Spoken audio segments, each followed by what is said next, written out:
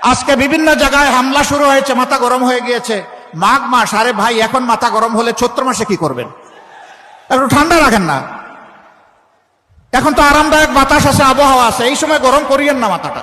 পায়ে পাড়া দিয়ে মুখের উপর ঠোঁটের উপর ঘুষি মারবেন আর বলবো যে এবার কানটাও ছিঁড়ে নেন, এই কাজ হবে না। বরঞ্চ সমান ওজনের হিসাব নিকাশ আপনাদের দিকে ফিরিয়ে দেওয়া হবে। আমরা কারো পায়ে পাড়া দিয়ে ঝগড়া বাঁধাতে চাই না, কিন্তু কেউ ঝগড়া বাঁধাতে আসলে ছেড়েও দেওয়া হবে না। আমরা কি চাই সেই দুঃশাসনের যুগ আবার ফিরে আসুক, সেই ফেসিবাদ আবার ফিরে আসুক?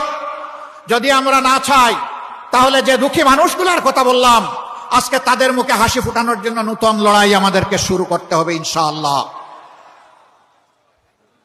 এ লড়াই কোনো দল, কোনো গোষ্ঠী, কোনো পরিবারের মুক্তির লড়াই নয়। এ লড়াই 18 কোটি মানুষের মুক্তির লড়াই। জাতি, ধর্ম, বর্ণ নির্বিশেষে সারা বাংলাদেশী জনগণের মুক্তির লড়াই।